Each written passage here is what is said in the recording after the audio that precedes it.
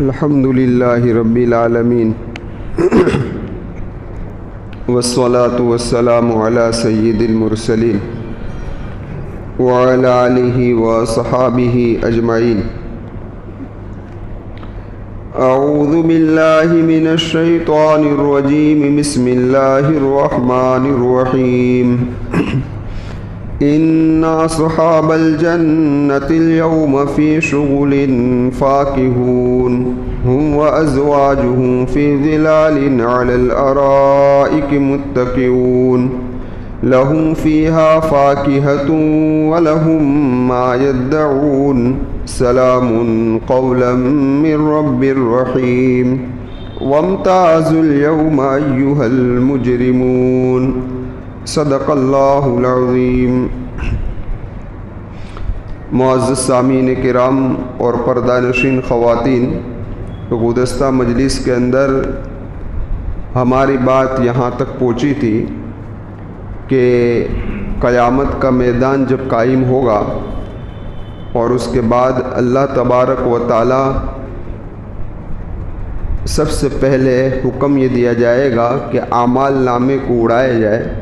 جس کے داہنے ہاتھ میں اعمال نامہ آئے گا وہ اس کا حساب آسان ہوگا، اور جس کے بائیں ہاتھ میں اعمال نامے آئیں گے ان کا حساب سخت ہوگا۔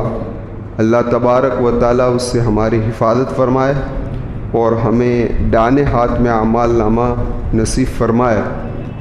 اس کے بعد حساب و کتاب کا مرحلہ شروع ہوگا، اور اس کے بعد جنت والوں کو جنت کی طرف روانہ کیے جائیں گے، جہنم والوں کو جہنم کی طرف روانہ کیے جائیں گے۔ اسی کا تذکرہ ہے یہاں پر کہ ان اصحاب الجنت اليوم، یقیناً جنت والے آج فی شغول فاکہون، یعنی خوشی خوشی مشغول ہوں گے۔ کیا ہوں گے بھائی؟ خوشی خوشی ہوں گے۔ جنت کا لغوی معنی جو ہے وہ چھپانا اور ڈھانپنا ہے۔ اسی لیے علماء نے لکھا ہے کہ جنت کو جنت اس لیے کہتے ہیں کہ یہ باغات سے اور جنت کے درختوں سے جنت چھپی ہوئی ہے۔ اور دوسری وجہ علماء نے بیان فرمائی ہے کہ یہ لوگوں کی نظر سے چھپی ہوئی ہے، اس لیے جنت کو کیا کہتے ہیں بھائی؟ جنت کہا جاتا ہے۔ یہ جنت کہ جس کے دروازوں کی وسعت کے متعلق یہ آتا ہے کہ 40 سال کی مسافت آدمی ایک دروازہ اتنا چوڑا ہے کہ 40 سال کی مسافت میں طے ہو، تو اب جنت کتنی وسیع ہوگی؟ تو اس جنت کو اللہ تبارک و تعالیٰ اپنی رحمت سے بھریں گے۔ کس سے بھریں گے بھائی؟ اپنی رحمت سے۔ ہم بھی اللہ سے امید رکھتے ہیں اللہ تبارک و تعالیٰ ہمیں جنت الفردوس نصیب فرمائے۔ خیر، اب دیکھیے اللہ کے محبوب صلی اللہ علیہ وسلم کی ایک حدیث بخاری شریف میں یہ روایت آئی ہے جس کا خلاصہ یہ ہے کہ جنت کی ایک کوڑے کے برابر کی جگہ یہ دنیا اور دنیا میں جو کچھ ہے اس سے بہتر ہے۔ تو اس حدیث کی تشریح کے اندر حضرت مولانا منظور نعمانی صاحب رحمۃ اللہ علیہ فرماتے ہیں کہ عرب کے اندر جب قافلے روانہ ہوتے تھے سواروں کے ساتھ، اور جب کسی منزل کے اوپر پڑاؤ ڈالنے کی بات آتی تھی تو ہر آدمی اپنی سواری سے اتر کر اپنی جگہ کو متعین کرنے کے لیے اپنے سواری کے کوڑے کو رکھ دیتا، چابک جس کو کہتے ہیں، اسے رکھ دیتا۔ یہ متعین ہو جاتا کہ یہ جگہ کس کی ہے بھائی؟ اس آدمی کے لیے متعین ہو گئی۔ اب یہ کوڑا جو چابک ہے وہ کتنی جگہ روک سکتا ہے؟ بہت چھوٹی سی جگہ۔ تو اسی مثال کے ذریعے سمجھایا کہ جنت کی اتنی جگہ دنیا اور دنیا کی جو کچھ بھی ہے اس سے کیا ہے بھائی؟ بہتر ہے۔ اسی لیے آقا مکی و مدنی محمد رسول اللہ صلی اللہ علیہ وسلم کے پاس حضرت عمر رضی اللہ تعالیٰ عنہ تشریف لائے۔ اس وقت اللہ کے محبوب صلی اللہ علیہ وسلم کھجوروں کی شاخوں کی چٹائی پر آرام فرما رہے تھے، اور جب حضرت عمر آئے اللہ کے محبوب صلی اللہ علیہ وسلم کے پہلوؤں پر اس چٹائی کے نشانات تھے۔ حضرت عمر رضی اللہ تعالیٰ عنہ ان نشانات کو دیکھ کر رونے لگے۔ کیا کرنے لگے بھائی؟ رونے لگے۔ تو اللہ کے محبوب صلی اللہ علیہ وسلم نے فرمایا عمر کیوں روتے ہو؟ تو حضرت عمر رضی اللہ تعالیٰ عنہ نے فرمایا کہ میں نے کسریٰ کے بادشاہوں کو دیکھا، حبشہ کے بادشاہوں کو دیکھا کہ وہ عیش و عشرت سے اپنی زندگی گزار رہے ہیں، اور آپ تو اللہ کے نبی ہے، اللہ کے رسول ہے، اور آپ کھجوروں کی شاخوں پر یہ شاخوں والا آپ کا بستر ہے، اس لیے مجھے رونا آ گیا۔ تو حضرت عمر رضی اللہ تعالیٰ عنہ کو نبی کریم صلی اللہ علیہ وسلم نے فرمایا ان کے لیے دنیا ہے، ہمارے لیے کیا ہے بھائی؟ آخرت ہے۔ اللہ ہمیں آخرت میں وہ عطا کرے گا کہ انشاءاللہ ہمارے سارے غم وہم کیا ہو جائیں گے؟ انشاءاللہ دور ہو جائیں۔ دنیا اور یہ دنیا کی زندگی یہ وقتی ہے، حالات، مصیبت، تکلیف یہ سب کیا ہے بھائی؟ وقتی ہے۔ وہاں کی زندگی دائمی ہے، انشاءاللہ اللہ وہاں ہمیں خوش کر دے گا۔ اس لیے کسی بھی حال میں مایوس ہونے کی ضرورت نہیں ہے۔ ہمیں کبھی ایمان والا کبھی مایوس ہوتا نہیں ہے، ہمیں مایوس نہیں ہونا چاہیے۔ خیر، ایک بات۔ دوسری بات یہ بھی ذہن میں رکھیں آپ کہ اللہ تبارک و تعالی جنت کو حساب و کتاب کے بعد قریب کریں گے۔ وَإِذَا الْجَنَّةُ أُزْلِفَتْ، جنت کیا کر دی جائے گی؟ قریب کر دی جائے گی۔ اور جیسی جنت قریب ہوگی تو اللہ تبارک و تعالی جو جنت میں جانے والے ہیں ان کے بھی گروہ بنا دیں گے۔ انبیاءوں کا گروہ الگ ہوگا، صدیقین کا، شہداء کا، صالحین کا، درجہ بدرجہ۔ سب سے پہلے انبیاء کا گروہ جنت میں داخل ہوگا، اور ان میں بھی سب سے پہلے محمد رسول اللہ صلی اللہ علیہ وسلم سب سے پہلے جنت کے اندر کیا ہوں گے بھائی؟ داخل ہوں گے۔ اسی کو قرآن کریم میں فرمایا ہے وَسِيقَ الَّذِينَ اتَّقَوْا رَبَّهُمْ إِلَى الْجَنَّةِ زُمَرًا حَتَّى إِذَا جَاءُوهَا وَفُتِحَتْ أَبْوَابُهَا۔ وہ جب جنت کے قریب پہنچیں گے تو جنت کا دروازہ کیسا ہوگا بھائی؟ کھلا ہوا ہوگا۔ جب یہ لوگ اندر داخل ہونے کے لیے آئیں گے تو قرآن کریم کیا کہہ رہا ہے؟ وَفُتِحَتْ أَبْوَابُهَا وَقَالَ لَهُمْ خَزَنَتُهَا سَلَامٌ عَلَيْكُمْ طِبْتُمْ فَادْخُلُوهَا خَالِدِينَ، سلامتی ہو تم پر۔ اب شیطان کی شرارت سے تم سلامتی میں آ گئے، نفس کی شرارتوں سے تم سلامتی میں آ گئے، ظالموں کے ظلم سے تم سلامتی میں آ گئے، ہر فتنے سے تم کیا ہو گئے؟ سلامتی میں آ گئے۔ اب سلامتی کے ساتھ تم اپنے ٹھکانے کے اندر رہو۔ طب تمہیں خوشخبری ہے، تمہیں مبارکباد ہو کہ تم اچھے اعمال کر کر ہمارے پاس آئے ہو۔ تو جب جنتی لوگ جنت کے اندر داخل ہو جائیں اب کیا ہوگا؟ تو قرآن کریم کیا کہہ رہا ہے؟ الحمدللہ الذی صدقنا وعدہ وأورثنا الارض نتبوأ من الجنت حیث نشاء۔ تمام تعریف اس اللہ کے لیے ہیں کہ جس نے ہمیں اس جنت کا وارث بنا دیا۔ سمجھ میں آئی بات؟ نتبوأ من الجنت حیث نشاء، ہم جہاں چاہے جا سکتے ہیں جنت کے اندر۔ اسی لیے ایک اللہ والے سے کسی نے سوال کیا کہ آپ ہمارے سامنے جنت کا ایسا نقشہ کھینچیں کہ جس کی وجہ سے ہمیں جنت کا شوق پیدا ہو۔ کیا پیدا ہو بھائی؟ جنت کا شوق پیدا ہو۔ تو اب دیکھیے ہمارے سامنے اگر کوئی یہ بات کہے تو ہم جنت کی حوروں کا تذکرہ کرتے ہیں، جنت کے باغات کا تذکرہ کرتے ہیں نا، جنت کے میووں کا۔ ہم کھانے پینے والے لوگ ہیں تو ہم کھانے پینے والوں کا تذکرہ کرتے ہیں، لیکن جس کے دل کے اندر محبت رسول ہوتی ہے تو ان کے تذکرے، ان کی زبانوں پر بھی عشق رسول کی بات آتی ہے۔ سمجھ میں آئی بات؟ تو صلی اللہ والے نے کیا ہی جواب دیا جنت کا شوق پیدا کرنے کے لیے کہ جنتی جنت میں جب چاہے گا انبیاءوں سے ملے گا، محمد رسول اللہ سے ملے گا۔ کس سے ملے گا؟ اللہ کے محبوب صلی اللہ علیہ وسلم سے ملے گا۔ آج ہم آپ کے دیدار کے لیے خوابوں کے اندر ترس رہے ہیں، دعائیں کر رہے ہیں کہ اللہ ہمارے نبی کا دیدار ہمیں خوابوں میں کرا دے۔ ہیں تمنائیں ہیں، دل میں تڑپ رہے ہیں مدینہ جائے، حضور کے روضے کو دیکھیں، لیکن جب جنت میں پہنچیں گے اللہ کے محبوب صلی اللہ علیہ وسلم کی ملاقات سے۔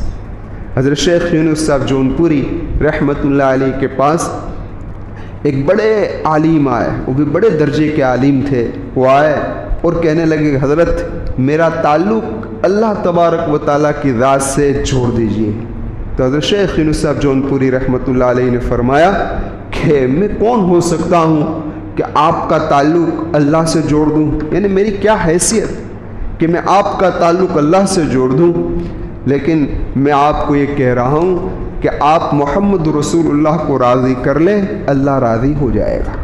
کیا کہا؟ آپ اللہ کے محبوب کو راضی کر لیں تو اللہ راضی ہو جائے گا، اور فرمایا کہ اللہ کے محبوب راضی ہوتے ہیں دو چیزوں سے۔ کس سے؟ دو چیزوں سے۔ ایک ہے کہ کثرت سے اللہ کے محبوب پر درود پڑھا جائے۔ کیا پڑھا جائے؟ لیکن آج ہماری بہت بڑی کوتاہی، بہت بڑی کوتاہی کہ ہم پورا دین گزر جاتا ہے، ایک تسبیح بھی نبی کریم صلی اللہ علیہ وسلم پر درود کی نہیں بھیج رہے۔ بڑے افسوس کی بات ہے، میرے لیے بھی، ہم تمام کے لیے بھی۔ اللہ مجھے بھی ہدایت عطا فرمائے۔ خیر، اور دوسرا کام یہ کرو کہ ہر کام میں نبی کریم صلی اللہ علیہ وسلم کی اتباع۔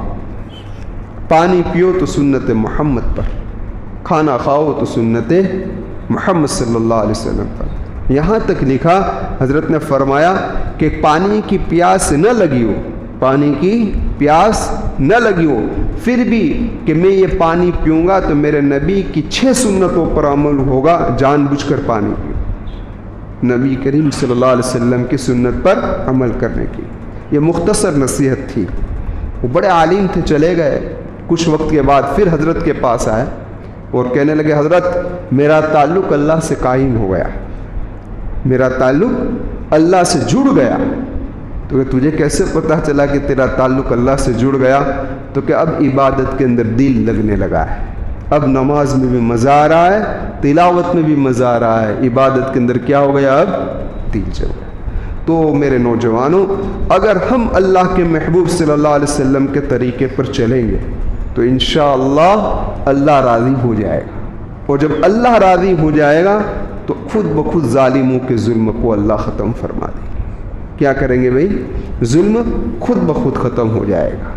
اللہ تبارک و تعالی ہماری مدد فرمائے، ہماری نصرت فرمائے۔ خیر، میں عرض کر رہا تھا آپ سے کہ جنتی جب جنت کے اندر داخل ہوں گے تو کہیں گے الحمدللہ الذی صدقنا وعدہ واورثنا الارض نتبوأ من الجنت حیث نشاء۔ جہاں چاہے وہاں پر اب چلو۔ آپ نے دیکھا ہوگا کہ ایک ہے کہ موت کے وقت فرشتے آتے ہیں، اور جب موت کے وقت فرشتہ آتا ہے، کوئی نیک اعمال کرنے والے بندے کی وفات ہوتی ہے تو اسی وقت کہتا ہے یقولون سلام علیکم ادخلوا الجنۃ بما کنتم تعملون، جو کچھ تو نے عمل کیے نا اس کے بدلے جنت میں داخل ہو جا۔ بشارت موت کے وقت ہی مل جاتی ہے۔ اللہ ہم تمام کو نصیب فرما دے، ورنہ بڑی آزمائش کی گھڑی ہے، بڑی آزمائش کی گھڑی ہے موت کا وقت۔ لیکن اللہ کی ذات سے امید ہے کہ جس اللہ نے اپنی رحمت سے ہمیں لا الہ الا اللہ محمد رسول اللہ نصیب فرمایا، اسے اللہ اپنی رحمت سے موت کے وقت بھی یہ کلمہ ہمیں نصیب فرما دے، لا الہ الا اللہ محمد رسول اللہ صلی اللہ علیہ وسلم۔ خیر، میں عرض یہ کر رہا تھا کہ ایک ہے کہ موت کے وقت سلامتی ملے، ایک ہے فرشتے جنت میں داخل ہوتے وقت کہے کہ تمہیں سلام ہو، تمہیں سلام ہو، اور ایک ہے کہ اللہ خود جنت میں کہے سلام قولا من رب الرحیم۔ کیا کہے؟ اسی کو یہاں پر فرمایا ہم وازواجہم فی ظلال علی الارائک متکئون، کہ وہ اور ان کی بیویاں، ارائک کہتے ہیں ہماری اس لینگویج کے اندر صوفہ سیٹ سمجھ لو۔ کیا کہتے ہیں؟ صوفہ سیٹ، کہ اس پر بیٹھے ہوئے ہوں گے ٹیک لگائے سایوں میں، لہم فیہا فاکہۃ ولہم ما یدعون، اور ان کے لیے اس میں میوے بھی ہوں گے۔ اور قرآن کریم نے یہاں ولہم ما یدعون کہا، ولہم ما یسألون نہیں فرمایا کہ وہ سوال کریں گے۔ کیوں؟ کہ سوال کرنا بھی ایک تکلیف ہے، کسی سے مانگنا کہ بھئی یہ دو یہ دو، یہ بھی کیا ہے؟ اور جنت میں اللہ اتنی بھی تکلیف جنتی کو نہیں دے گا، اس لیے یدعون کا۔ دوسرا قرآن کریم نے جو ہاں لفظ استعمال کیا ہے نا، فی شغول ان کا، شغول کا لفظ لا کر اشارہ کر دیا کہ جنتی جب جنت کے اندر داخل ہوں گے نا تو اس وقت عالم یہ ہوگا کہ جہنمیوں کے غم و علم کی فکر انہیں نہیں ہوگی بالکل۔ اور دوسرا کہ آدمی یہ سمجھتا ہے کہ جنت کے اندر تو کمانے کا کوئی ذریعہ نہیں ہے، جنت کے اندر تو کیا کہتے ہیں کوئی مشغولی بھی نہیں ہے، اور جب آدمی کی کوئی مشغولی نہیں ہوتی تو اکیلا اکیلا اگتا جاتا ہے نا. کیا ہوتا ہے آپ دیکھیں گے، ویکیشن ہوتا ہے اور جو لوگ جن کا شیڈیول ٹائٹ ہوتا ہے تو وہ ویکیشن کے اندر اگتا جاتے ہیں، وقت نہیں نکلتا.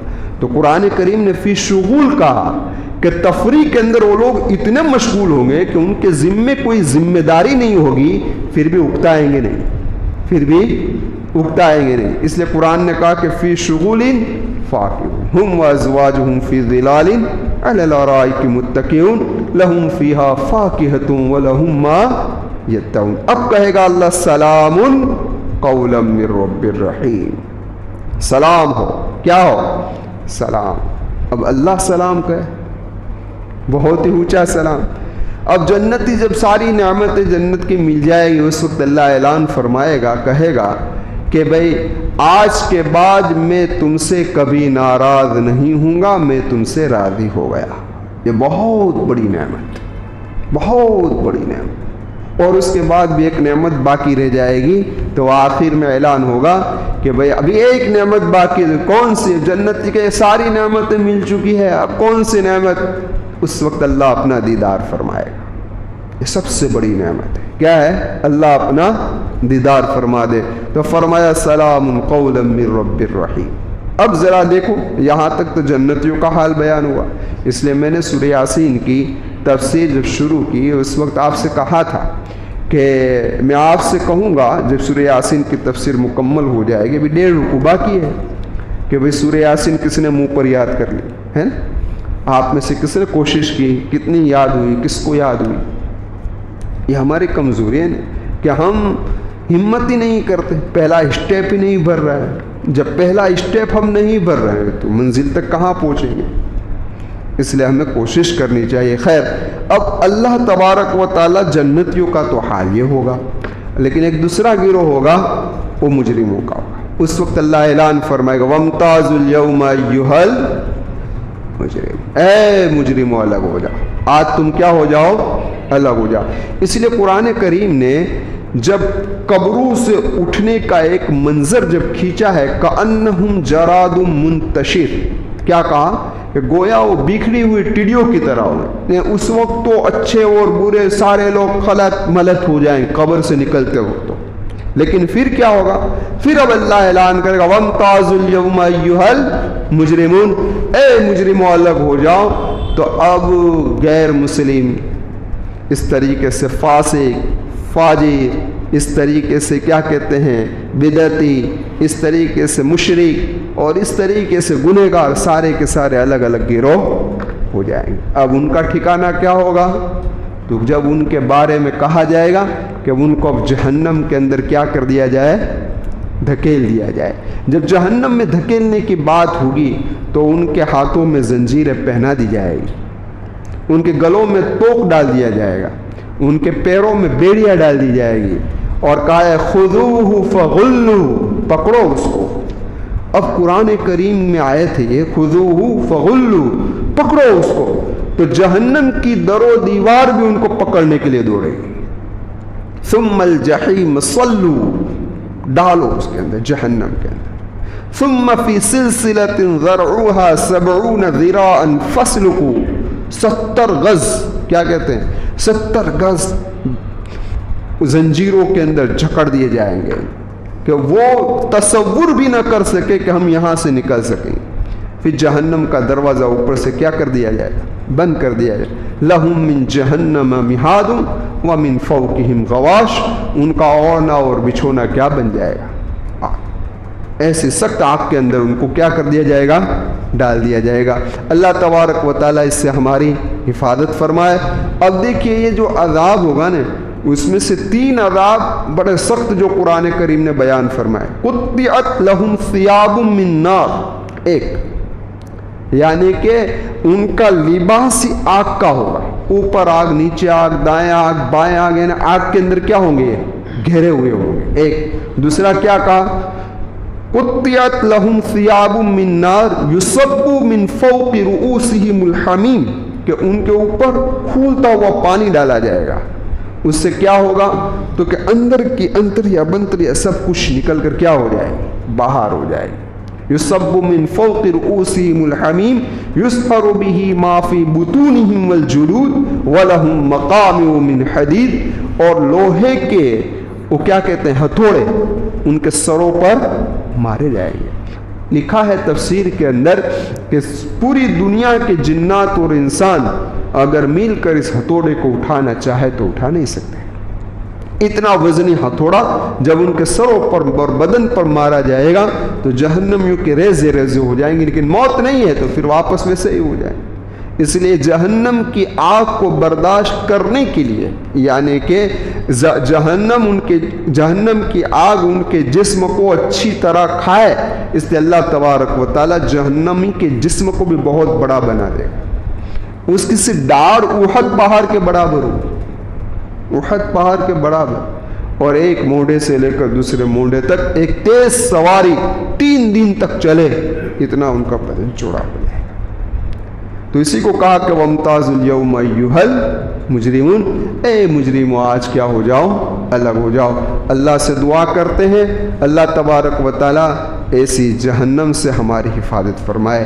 لیکن یہ عجیب نظام ہے کہ اس کی آگ کی تیزی اتنی ہے اور اس کی حرارت اتنی تیز ہے، دنیا کا کوئی سمندر اس آگ کو بجھا سکتا نہیں ہے، لیکن ایک بندہ جب دل سے اللہ کے سامنے توبہ کرتا ہے اور اس کی آنکھوں سے آنسو نکلتے ہیں، یہ آنسو جہنم کی آگ کو بجھا دیتے ہیں، کیا کر دیتے ہیں۔ اس لیے میرے نوجوانوں، اللہ نے یہ زندگی کا ایک قیمتی موقع عطا فرمایا ہے، ہمارے پاس ابھی توبہ کا وقت ہے، ہم توبہ کریں۔ کیا کریں بھائی؟ توبہ کریں۔ اس لیے یہ جو عشرہ ہے یہ بڑا قیمتی عشرہ ہے۔ آج ایک دن گزر گیا، دوسرا دن شروع ہو چکا ہے۔ لکھا ہے کتابوں کے اندر اور روایات کے اندر آیا ہے، ترمذی شریف کی روایت کا خلاصہ یہ ہے کہ اللہ کے نزدیک ان دنوں کے اندر عبادت سب سے زیادہ محبوب ہے۔ اس لیے ہم اس کے دنوں کے اندر، راتوں کے اندر ہم اپنی حیثیت کے مطابق، اپنی طاقت کے مطابق کیا کریں بھائی؟ عبادت کریں۔ روزہ بھی عبادت ہے، اس لیے ان دنوں کے روزے کی بڑی فضیلت ہے، اور ان دنوں کے راتوں کی عبادت کی بھی بڑی فضیلت ہے۔ جتنا ہو سکے ہم راتوں کو عبادت میں گزاریں اور دنوں کو روزے میں گزاریں۔ لیکن ایک بات نوٹ کرو، یہ مستحب ہے۔ کیا ہے؟ روزے رکھنا کیا ہے بھائی؟ مستحب۔ اگر ہم رکھ رہے ہیں اللہ کا شکر ہے کہ اللہ نے مجھے توفیق عطا فرمائی۔ اگر کوئی نہیں رکھ رہا ہے تو ہم اس کو برا نہیں کہیں، ہو سکتا ہے کہ اس کی کوئی مجبوری ہو یا اس کی کوئی ذمہ داری ہو۔ سمجھ میں آئی بات؟ مستحب روزے، کوئی چاہے تو رکھے، کوئی چاہے تو نہ رکھے۔ اس لیے اگر راتوں کو ہمیں کچھ عبادت کی توفیق ہو گئی، اللہ کا شکر ہے۔ اگر کوئی نہیں کر رہا ہے تو ہم کسی کو برا بھلا نہیں کہیں گے۔ اللہ تبارک و تعالیٰ مجھے بھی اس عشرے کی قدر کرنے کی توفیق دے، آپ تمام کو اس عشرے کی قدر کرنے کی توفیق دے۔ اللہ سے دعا کرتے ہیں اللہ مظلومین کی مدد فرمائے، اللہ مظلومین کی مدد فرمائے، اللہ مظلومین کی مدد فرمائے۔ اللہ سے دعا کرتے ہیں، عید کا دن آ رہا ہے اور ہر آدمی یہ چاہتا ہے کہ میرے گھر عید کے دن میرے گھر کے سارے افراد موجود رہیں، ہے نا؟ ہر آدمی یہ چاہتا ہے نا۔ ہم بھی چاہتے ہیں کہ میرے بچے رہے، میری بیٹیاں رہے، سب رہے۔ تو نہ جانے پورے عالم کے اتنے کئی گھر ہوں گے کہ کہیں شوہر نہیں ہوگا، کہیں بچے نہیں، کوئی بیٹے نہیں ہوں گے۔ ہم دعا کرتے ہیں جو مظلومانہ طور پر جیلوں کی سلاخوں کے اندر ہے، اللہ ان کو رہائی نصیب فرمائے، اللہ ان کو جلد از جلد رہائی نصیب فرمائے، اللہ ظالموں کو ہدایت عطا فرمائے، اللہ امن و سکون کا ماحول قائم فرمائے۔ آمین۔ وآخر دعوانا ان الحمد للہ رب العالمین۔ سبحان اللہ وبحمدہ، سبحانک اللہم وبحمدک، ونشہد ان لا الہ الا انت، نستغفرک ونتوب الیک برحمتک یا ارحم